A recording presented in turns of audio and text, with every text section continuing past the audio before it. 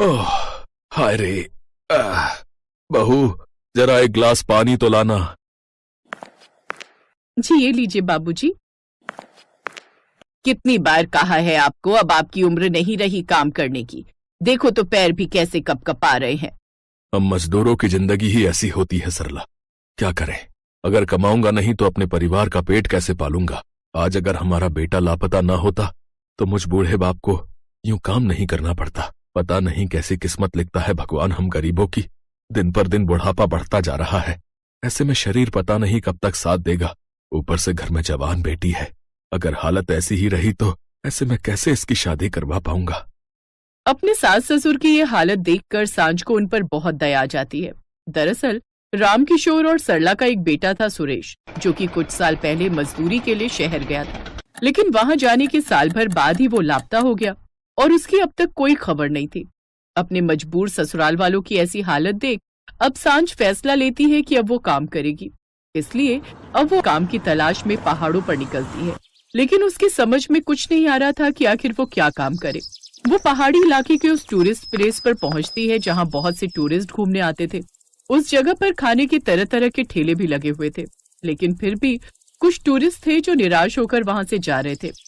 वाह, क्या खूबसूरती है इन पहाड़ों की। लेकिन एक बात है, यहाँ का नजारा जितना अच्छा है ना, उतनी बकवास यहाँ की मैगी है यार। न जाने कितनी बकवास मैगी बनाते हैं। बिल्कुल ठीक कहा तुमने। बस ऐसे ही फेमस हो रखे ये पहाड़ी लोग अपनी पहाड़ों वाली मैगी के नाम से। पहाड़ों वाली मैगी, हाँ मैं ये काम शुरू कर सकती हूँ। वैसे भी मुझे तो तरह तरह की मैगी बनाने आती है। ऊपर से घर में भी सब कहते हैं कि मैं मैगी बहुत अच्छी बनाती हूँ। अगर मैं मैगी का काम शुरू करूँ तो हो सकता है मैं अच्छी कमाई शुरू कर सकूं। घर आकर संध्या ये बात अपने सास ससुर को बताती है। माँ जी, बाबूजी, मैंने सोच लिया है, मैं अब मैगी बनाने का काम शुरू करूंगी। टूरिस्ट प्लेस पर आने वाले ज्यादातर टूरिस्ट पहाड़ों वाली मैगी को टेस्ट भी करना चाहते हैं, लेकिन उन्हें उनकी पसंद की मैगी मिल नहीं पाती। वैसे भी उस जगह पर मुश्किल से 1-2 मैगी वाले ही हैं जो अपनी मर्जी से उनसे पैसे मांगते हैं, और मैं नहीं चाहती कि कुछ लोगों की वजह से हमारी पहाड़ों वाली मैगी बदनाम हो। और बाबूजी की हालत तो आप सब जानते हो, इस ठंड में वो बाहर जाकर काम कर नहीं पाएंगे, तो घर खर्च चलाने के लिए हमें ही कुछ करना होगा। भाभी बिल्कुल ठीक कह रही है माँ, बाबूजी को अब आराम करना चाहिए, और सर्दियों का ये महीना तो पैसा कमाने के लिए अच्छा होता है। इस वक्त टूरिस्ट स्नोफॉल देखने के लिए दूर दूर से आते हैं। क्या पता भाभी का ये काम चल पड़े। मुझे लगता है ये दोनों ठीक कह रही हैं, और बहू के इस काम में मैं उसका साथ दूंगी। हम दोनों सास बहू मिलकर मैगी का ठेला लगाएंगे। अच्छा ठीक है, जैसी तुम सबकी मर्जी। संध्या बहू, ये ले, कुछ पैसे रख और इससे जरूरी सामान ले आ। ठीक है बाबूजी। अगले दिन से दोनों सास बहू मैगी बनाने का सामान, कुछ लकड़ियां, त्रिपाल लेकर चल पड़ती हैं और अपनी छोटी सी दुकान लगाने लगती हैं। तभी कुछ आदमी वहां आते हैं। अरे ओ, ये यहाँ से अपनी दुकान हटाओ। वैसे भी यहाँ पहले से ही मैगी वाले हैं, तुम और आ गई यहाँ। लेकिन हमने पहले ही यहाँ के मालिक से बात कर ली है, फिर तुम क्यों हमें मैगी बनाने से रोक रहे हो? अरे क्योंकि इधर मैं मैगी बेचता हूँ, इसलिए कोई और यहाँ मैगी नहीं बेच सकता। चलो अब भागो यहाँ से। चल बहू, यहाँ से चलते हैं। हम पीछे चलकर अपनी मैगी की दुकान लगाते हैं। लेकिन माँ जी, इतने पीछे तो कोई टूरिस्ट आएगा ही नहीं। अरे हमारे मैगी में पड़ने वाले मसालों की खुशबू इतनी अच्छी है कि लोग अपने आप खींचे चले आएंगे, और जब भगवान ने हमें यहाँ तक का रास्ता दिखाया है तो आगे भी दिखाएगा। इतना सब होने के बाद भी दोनों सास बहू हार नहीं मानती। फिर कुछ देर तक जब कोई भी ग्राहक नहीं आता तो संध्या टूरिस्ट के पास जाती है। सुनिए, आप अगर यहाँ की सबसे अच्छी मैगी खाना चाहती हैं तो चलिए मेरे साथ।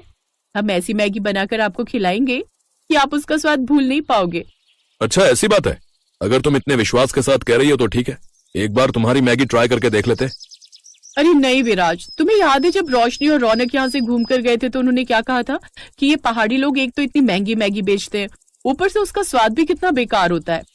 नहीं नहीं मैडम, आप एक बार हमारे यहाँ की मैगी खाकर तो देखिए, और दाम भी औरों के मुकाबले कम है, सिर्फ 50 रुपए प्लेट। और अगर आपको पसंद ना आए तो आप वो पैसे भी मत देना। अच्छा, इतनी तारीफ कर रही हो अपनी मैगी की, तो चलिए एक बार चलकर देख ही लेते हैं। संध्या बड़ी मुश्किल से उन 2 ग्राहकों को अपनी दुकान पर लाती है। फिर बहू जल्दी से मैगी बनाती है। वाह, ये तो सचमुच कमाल की मैगी है। सच में इतनी टेस्टी मैगी तो हमारे दिल्ली शहर में भी नहीं मिलती। सच कहूँ तो मुझे बड़ा दुख हो रहा है कि आज का दिन हमारी इस ट्रिप का आखिरी दिन है, लेकिन अब मैं अगली बार यहाँ आऊंगी तो तुम्हारे यहाँ की मैगी खाऊंगी। साथ ही अपने और दोस्तों को भी बताऊंगी कि वो भी जब घूमने आए तो यहीं की मैगी खाएं। उस दिन ग्राहकों का अच्छा रिस्पांस मिलने से उन दोनों का हौसला और भी बढ़ जाता है, जिससे पहले ही दिन दोनों को पूरे 800 रुपए की कमाई होती है। ऐसे ही कुछ दिन बीत जाते हैं। अब दोनों सास बहू हर रोज उस जगह आकर अपनी मैगी की दुकान लगाती, लेकिन अभी भी उनके पास इतनी भीड़ नहीं आती जितनी दूसरे मैगी वालों की दुकान पर होती। ये देख संध्या दिमाग लगाती है और टूरिस्ट गार्ड और टूरिस्ट बस के ड्राइवर से जाकर कहती है, अगर आप